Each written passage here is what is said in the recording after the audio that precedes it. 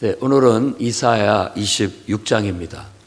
늘 애언서는 우리에게 미래의 비전을 주고 또 현실의 어떤 냉엄함, 현실의 절망 속에서 희망을 항상 보게 합니다. 여러분의 인생 속에서도 현실 속에 빠져 살지만 마시고 그 속에서 하나님을 통하여 빛을 보고 희망을 바라보고 또 희망을 노래하면서 살아가시기 바랍니다. 오늘은 유다 땅에서 부르는 노래, 그런 내용입니다. 유다가 부를 노래라고 해서 사실은 노래라고 했지만 이것은 하나님을 찬양하면서 유다가 감당해야 할 사명에 대한, 또 유다가 감당할 운명에 대한 이야기를 노래하고 있다는 걸 알 수가 있습니다.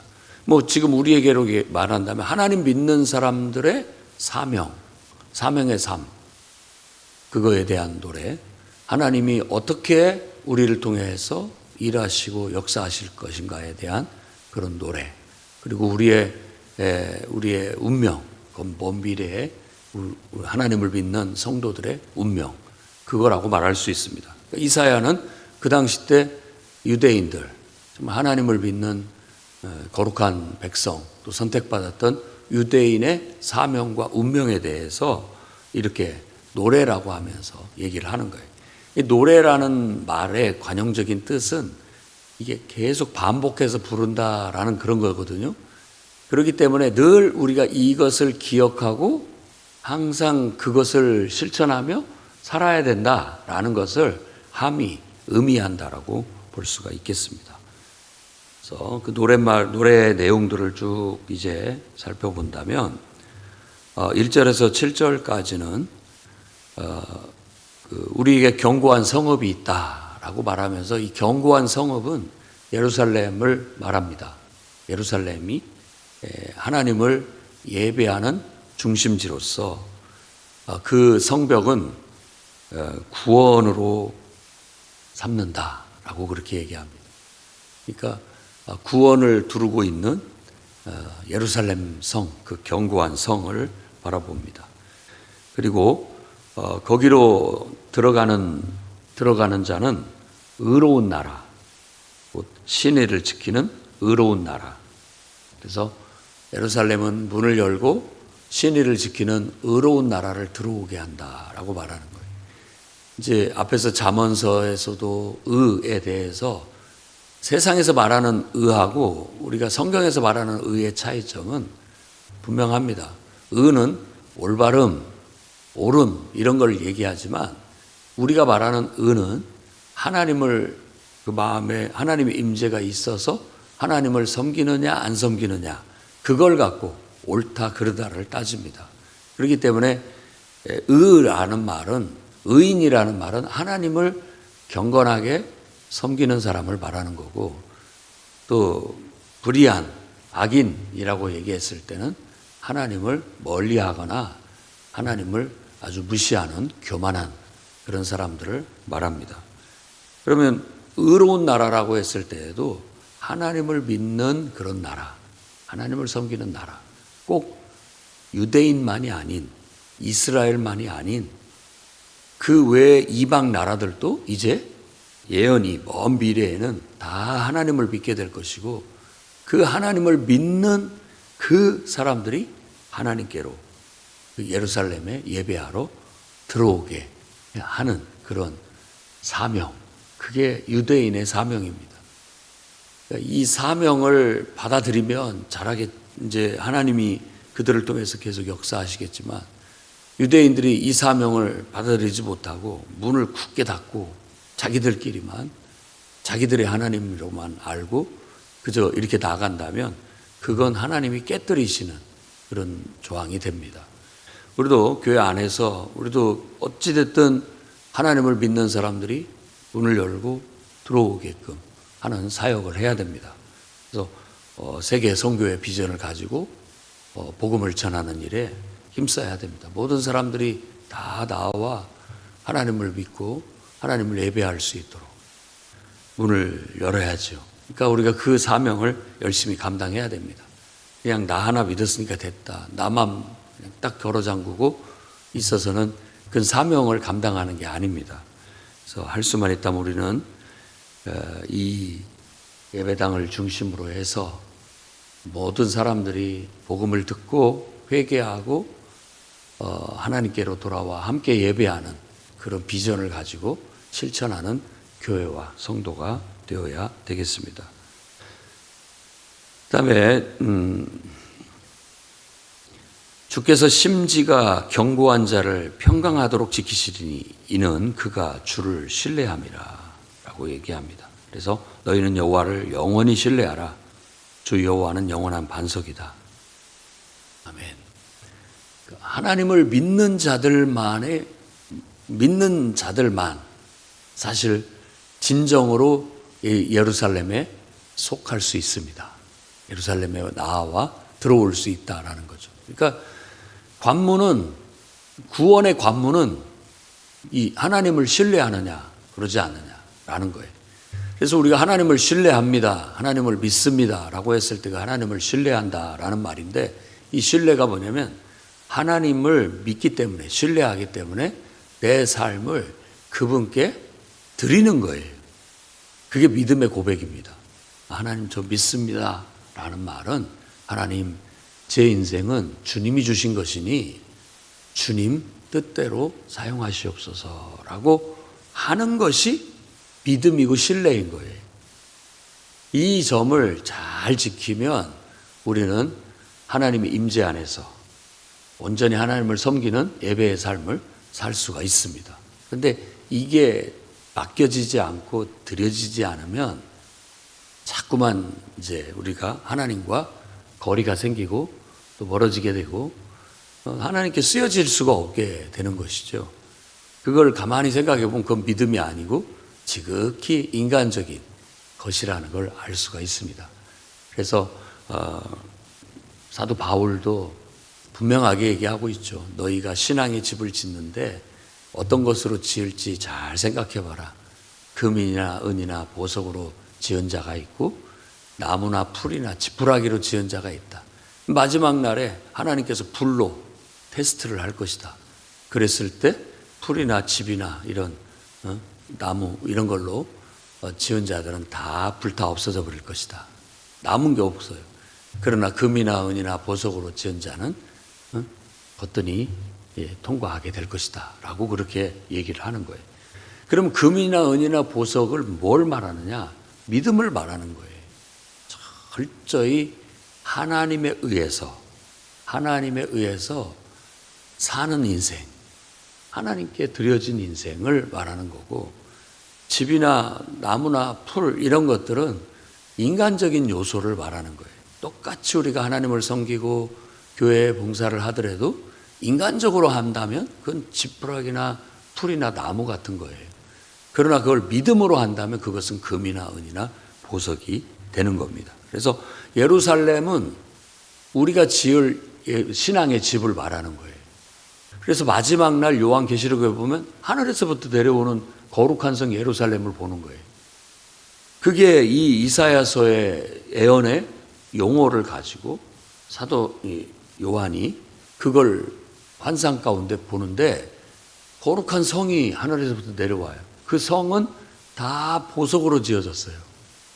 보석으로. 그게 그런 상징적인 의미를 갖고 있는 겁니다. 믿음으로만 지을 수 있어요. 믿음으로만 하나님을 예배할 수 있습니다. 이게 없으면 그 문을 통과할 수가 없어요. 구원의 문을 통과할 수가 없는 거죠. 그걸 지금 강조해서 말하고 있는 겁니다. 이 메시지는 유대인이나 이방인이나 똑같은 조건이에요. 유대인이라고 해서 그걸 예외로 치지 않는다는 거예요. 모두가 다 유대인이나 이방인이나 다 똑같이 믿음으로 하나님 앞에 들어올 수 있고 믿음으로 하나님을 예배할 수 있다라는 걸 강조하고 있습니다. 그렇기 때문에 그 문을 통과하기 위해서는 우리가 교만을 내려놔야 됩니다.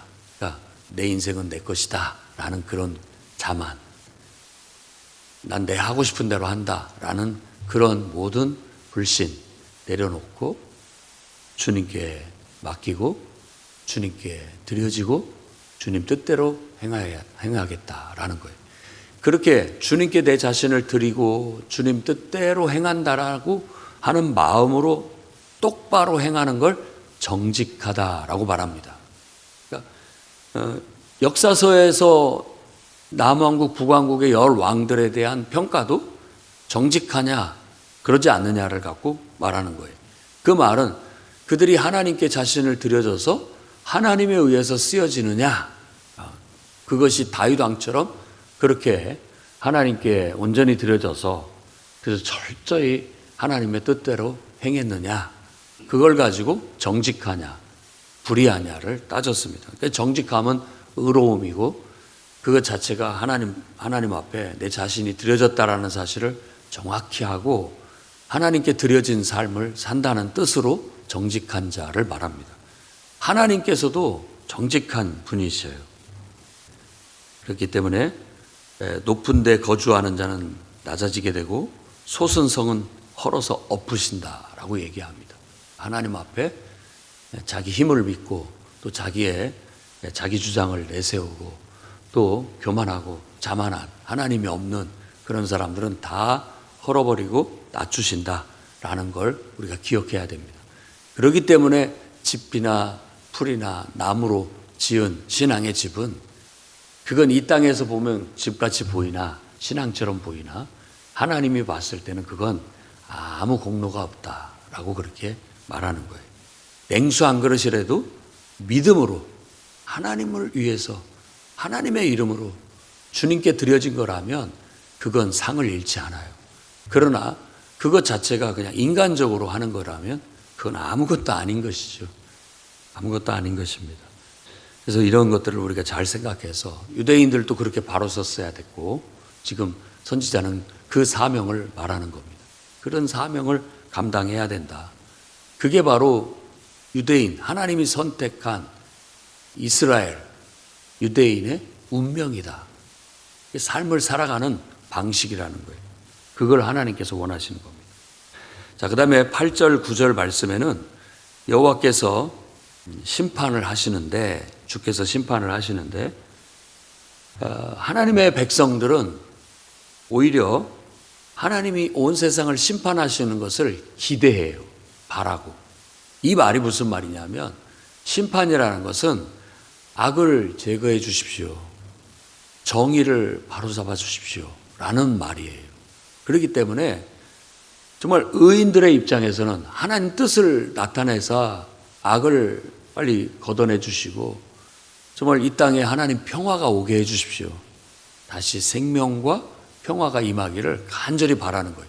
그러니까 그게 바로 하나님 나라를 사모하는 사람의 기도고 그 사명이고 또 그것의 운명이고 본분이에요.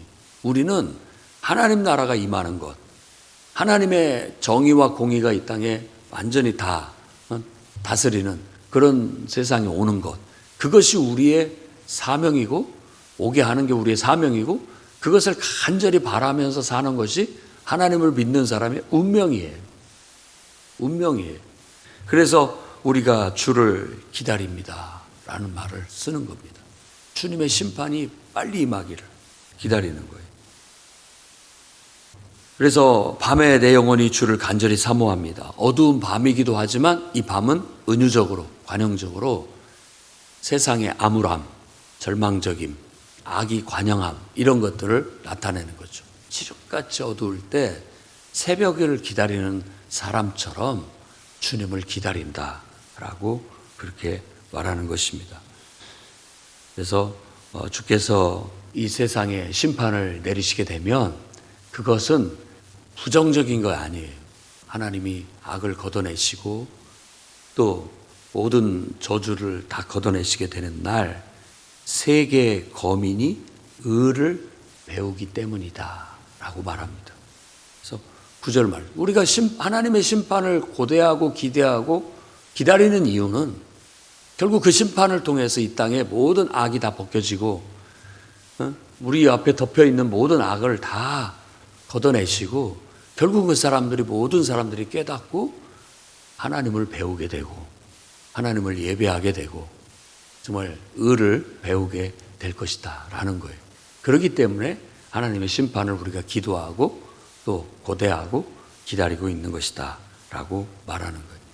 한번 여러분도 마음에 꿈꿔보십시오. 이 세상의 모든 이런 복잡한 이해관계, 그리고 또 인생에 통제할 수 없는 어떤 불의와 악, 그리고 세상의 경제적인 어려움, 또 국가적인 갈등과 전쟁, 수많은 재난과 질병들, 그리고 죽음들, 이런 것들을 생각하면 이게 바로 저주거든요. 저주. 사실 그 밑바탕에 악이 서려 있는 거고, 이걸 도대체 어떻게 해결할 수 있습니까? 누가 해결할 수 있습니까? 대통령을 새로 뽑으면 해결할 수 있습니까? 아니 세계에 또 어떤 뛰어난 지도자가 나오면 그걸 해결할 수 있을까요? 아니에요. 통치자들은 그저 자기 권력에 관심이 있을 뿐, 그런 것을 해결할 수 있는 능력을 가진 사람은 세상에 없습니다. 아무리 권력이 많고 또 돈이 많아도 그런 문제는 해결할 수가 없어요. 그걸 해결할 수 있는 유일한 분이 바로 하나님이시기 때문에, 창조주이기 때문에 우리는 그 창조주 하나님이 손을 펴서 빨리 심판을 하시기를, 빨리 이 모든 악을 다 출현해서 걷어내시기를 바라고 있는 거예요. 그게 하나님을 믿는 백성의 운명이에요. 이게 사명이라고요. 우린 그러기를 빨리 기다리고 또 기다리고, 기도하고 기도하고. 기다림은 기도예요. 기도가 바로 기다림입니다. 기다리면서 기도하고 기도하면 때가 되면 하나님께서 이루실 것이라는 거. 기도하면서 그 하나님 나라를 고대하고 하나님 나라를 꿈꾸면서 그 하나님의 뜻을 이루시기를 간절히 지지하고, 기도로 계속 지지하고, 그 기도하면서 그 하나님의 경영 속에 나도 참여를 하는 겁니다. 그게 하나님을 믿는 유대인의 운명인 것처럼 오늘날 예수 그리스도를 믿는 우리 성도들의 운명이기도 합니다. 그래서 요한계시록을 자세히 보면 바로 그런 메시지를 우리에게 똑같이 주고 있어요. 이 이사야서는 가만 보면, 읽어보면 이 요한복음하고 이렇게 많이 매치가 됩니다. 연결이 돼요. 요한 사도도 이 이사야서를 읽고 크게 감명을 받고 성령의 감동을 받아 환상 가운데 정말 묵시적인 그런 환상을 통해서 요한계시록을 하나님이 기록하게 하셨구나. 그래서 이와 같이 예언자의 예언이 성취되는 날을 보았구나 라는 걸 느낄 수가 있습니다. 결국 하나님이 결국 온 세상을 심판하실 날이 오게 됩니다. 근데 악인들은 10절부터 보면 악인들은 이 의를 안 배우려고 해요. 배우려고 하지 않습니다. 그게 10절부터의 얘기입니다. 정직한 분의 땅에서, 앞에서 말한 것처럼 정직한 분은 하나님을 말하는 거예요.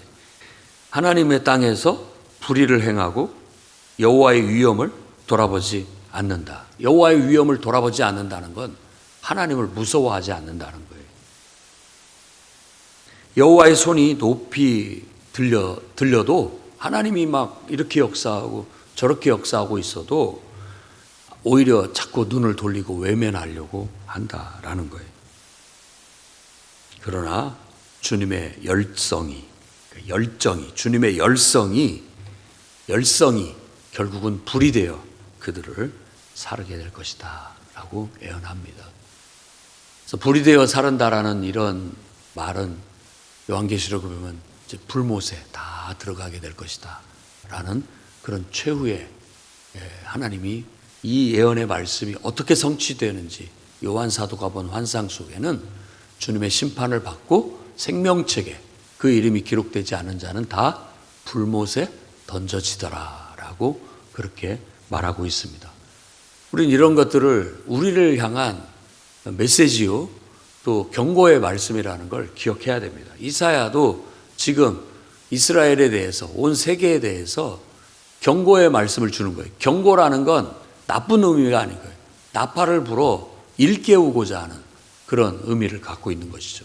그러니까 그 경고를 듣고 이방인들도 결국은 다 깨닫고 하나님께로 돌아오고 다 하나님을 예배하러 나오게 될 것이다 라고 보는데, 이렇게 끝까지 고집을 피고 배우지 않으려는 그런 사람들이 있는데, 그의 최종 결과는 결국 불못이다, 불로 심판을 받게 될 것이다 라는 걸 말합니다. 사실 두려움을 가지라는 말입니다. 두렵고 떨리는 마음으로 신앙생활을 해야지, 우리가 안이하게 인간적으로 신앙을 가졌다가는 결국 우리가 실컷 고생하고 수고했는데 결국 지푸라기요 풀이요 나무라면 그 하나님 앞에 내세울 게 없는 거예요. 부끄러운 구원을 받을 것이라고 말하고 있는 겁니다. 우리가 그러지 않도록, 또 우리가 복음을 전할 때 혹시라도 그렇게 배우지 않으려고 거부하는 사람들이 있거든 안타까이 여기십시오. 미워할 일이 아닙니다. 그냥 안타까운 것이죠. 주님이 뜻하시는 것은 우리의 구원이에요. 우리가 생명을 얻고 평화를 얻기를 원하는 것입니다. 그래서 12절에서부터 15절 말씀 보면, 주께서 우리를 위해 평강을 베푸시리니 우리 모든 일이 다 완전히 온전하게 성취될 것이다 라고 그렇게 말합니다. 그러면서 여호와 우리 주여, 다른 주들이 우리를 관할하였으나 우리는 주만 의지하고 주만 부르리이다. 이 말은 세계의 정말 이방인 강대국 제국들이 우리를 지배하고 통치하나 그거 우리는 관여치 않고 우리는 그 속에서도 주만 바라보고 주만 의지합니다. 이게 오늘날 우리가 가져야 할 신앙이에요. 국가가 비성경적으로 돌아가고 이끌어가고 정치나 모든 것들이 비성경적으로 가더라도 우리는 주만 바라보고 주님만 섬기고 따라갈 뿐이에요. 그러면 되는 겁니다. 그러면 하나님께서 알아서 역사하실 것이고 또 심판하실 걸 심판하시고 벌하실 걸 벌하실 거예요. 우리의 사명은, 운명은 그런 거예요. 아무리 우리가 세상 통치자들 아래에 살고 있지만, 우리는 그 통치자들이 따르는 게 아니라 우리는 주님을 섬기는 거예요. 주님을 섬기면서 이 나라를 똑같이 하나님의 뜻대로 살아가는 것이죠. 하나의 국민으로서 해야 할 본분과 할 수 있는 것들은 충실하게 하면서 나아가는 거죠. 유대인의 운명도 그 제국 속에서 다 다양한 우상들과 다른 이방 신들이 있지만, 또 통치자들이 주장하는 그런 신앙이 있지만, 유대인은 그 속에서 그것을 따르지 않고 오직 주만 바라보고 주만 섬긴다라는 것이 유대인의 이제 운명이고 그들이 감당해야 할 사명이었다라는 것을 알 수 있습니다. 그걸 바로 노래하고 있어요. 그러면 하나님께서는 이 나라를 더 크게 하시고 더 크게 하신 것이다. 사람들은 이스라엘이, 유대가 망해버렸다라고 혀를 찰지 모르지만, 아니요, 하나님은 이 나라를 더 크게 하시는 것이다 라고 해석하는 거예요. 그냥 조그마한 한 도시국가인 유다가, 도시국가 형태의 조그마한 나라가 그 안에서 자기들끼리만 하나님을 믿고 있는 게 아니라 그들을 통해서 하나님 그들을 사용하신 거거든요. 그들을 선택해서 그들에게 신앙의 공동체란 어떤 것인가를 경험하게 하시고, 그들을 공동체 속에 하나님이 율법, 말씀을 주시고 그들이 신앙을 경험하게 한 그 유산들을 가지고 이제 너희들끼리만 이렇게 있지 말고, 예루살렘은 모든 이방 열방이 다 하나님을 배우고 하나님의 의로운 말씀을 배우고 신앙을 배우는 중심지 역할을 하도록 너희가 사명을 이제 감당해야 된다. 그 운명을 너희들이 감당해야 된다라고 퍼치시는 거예요. 그런데 유대인이 꼭 해산하는 여인처럼 그 문제를, 이 신앙을, 결국 이 사명과 이 운명을 감당하는 것을 해산하는 여인으로 은유적으로 말하고 있어요. 그러니까 막 있는 힘을 향해서 그 사명을 감당하기 위해서 진통을 하는 거죠. 그 운명을 감당하기 위해서 진통을 하는 거예요. 그게 바로 의인이 받는 고난입니다. 성도의 고난. 그것은 우리의 신앙을 감당하기 위한 거예요. 우리의 사명을 감당하기 위한 거예요. 그런데 그걸 막 낳으려고 애를 써서 진통을 해서 낳았는데 바람을 낳은 것 같다. 이렇게 허무한 얘기를 하는 거예요. 그렇게 낳았는데 우리가 아무리 애를 쓰고 막 이렇게 했는데도 결국은 그것은 진정으로 우리가 바라는 게 아니에요. 하나님이 바라시는 참된 결실이 아닙니다. 그래서 그런 노래를 말하고 있는 거예요. 우리가 하는 게 아니다. 하나님이 우리를 통해서 역사하시는 것이다. 자꾸만 민족주의로 나아가는 걸 인간적으로 본 거예요. 하나님은 자기들이 자기의 힘으로 왕국을 지키려고 하고 뭔가를 하려고 하지만 그건 바람을 낳는 거에 불과하다. 그렇게 되는 게 아니다라는 것을 말하고 있어요. 그래서 16절에서 19절에 바로 그런 얘기를 하고 있는 거죠. 우리가 고난을 당하고 환난을 당하는 것은 그 사명을 감당하기 위한 것이다. 그 운명을 감당하기 위한 것이다. 그래서 우리가 주를 앙모하고 주님을 앙모하는, 사모하고 간절히 사모하는 그 마음으로 이 신앙은 사명을 감당할 수 있는 것이고 그 사명의 결실을 낳을 수 있는 거예요. 그러니까 금이나 은이나 보석인 것이죠. 금이나 은이나 보석은 쉽게 얻어질 수 있는 게 아니에요.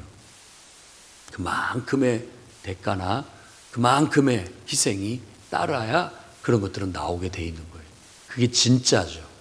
진짜 신앙, 알맹이. 그야말로 알곡. 이 세상이 악하고 또 종말로 갈수록 하나님은 복음서에도 얘기한 것처럼 알곡과 쭉정이를 걷어 분리시킨 그런 기지를 하시는 겁니다. 그래서 여러 가지 시험과 여러 가지 유혹이 우리에게 닥쳐오게 되는데 그걸 통해서 다 걸러질 것, 가벼운 것들은 다 걸러지게 되고 진실된 참된 신앙을 가진 자들이 남게 되어 하나님 나라에 들어가게 될 것이다 라고 그렇게 말하고 있습니다. 여러분들도 여러분이 신앙의 사명을 감당하고 신앙인으로서 운명을 감당해야 세계 거민이 하나님을 믿는 백성으로 하나님 나라가 탄생할 수 있는 거예요. 세계 거민을 출산한다라고 얘기했는데 유대인들의 사명은 이렇게 고난을 당하고 환난을 당해서 그들을 더 큰 사명을 감당하게 하시고 그렇게 해서 우리가 바람을 낳지 않고 정말 제대로 된 어떤 사명을 감당하게 된다면 세계 거민이 다 하나님 백성이 돼서 함께 하나님을 예배하는 날이 오게 될 것이다. 이 유대인의 사명과 운명이 바로 그거예요. 그걸 출산해내야 된다라는 거예요. 그걸 이루어내야 된다라는 거죠. 그걸 지금 선지자가 유대인들을 향해서 외치고 있고 이걸 노래로 만들어서 사람들이 계속 잊지 않고 그 사명을 감당하도록 그 운명을 감당하도록 하게 했던 것입니다. 그래서 지금 이런 어려움이 닥칠 때 20절에 21절 말씀 보면 내 백성아 밀실에 들어가 문을 닫고 잠깐 숨으라. 그 앞에는 너희가 주님의 빛난 이슬을 맞고 죽은 자가 죽음을 당한다 할지라도 살아날 것이다. 부활에 대한 예언을 주고 있어요. 성도들이 이와 같이 사명을 감당하고 운명을 감당하다가 순교를 당해도 하나님의 빛난 이슬이 우리에게 스며들 때 우리는 살아날 것이다. 살아날 것이다. 라는 걸 얘기하고 있고 또 어떤 이들은 잠깐 피해라.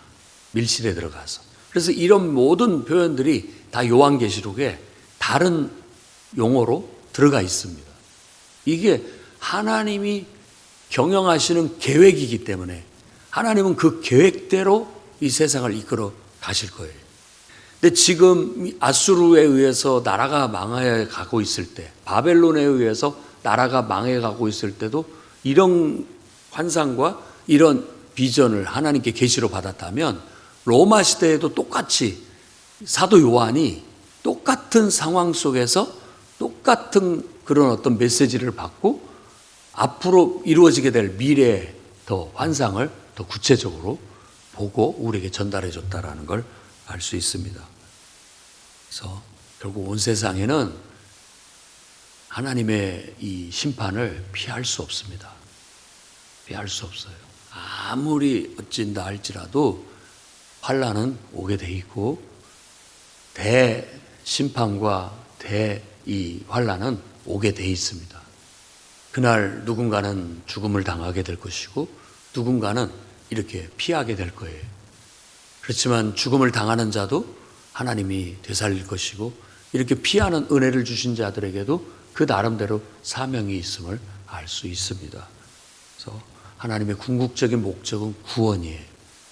모든 사람들이 다 구원을 받고 영생을 얻고 정말 의의 나라, 평화로운 나라, 하나님 나라를 이루고 그 속에 다 동참하게 하는 것이 하나님의 궁극적인 계획이고 경영이니 여러분 마음에 그 나라를 품고 오늘도 흔들림 없이 믿음으로 철저히 하나님께 드려지고 하나님께 쓰임받는 사명과 여러분의 운명을 성도로서의 운명을 감당해 나가시기를 주의 이름으로 축원합니다. 거룩하신 하나님 말씀을 깨닫는 지혜를 주시고 또 말씀을 듣고 우리 스스로가 반응하고 또 우리의 삶에 적용하고 실천하여 언제든지 하나님을 세상에 알리고 복음을 전하는 일에 동참하게 해주시고 저나 모든 사람들이 다 예수 믿고 천국을 소망 삼고 우리와 함께 먼 미래의 비전을 바라보며 하나님을 예배하는 자들이 될 수 있도록 이끌어 주시옵소서. 예수님 이름으로 기도드립니다.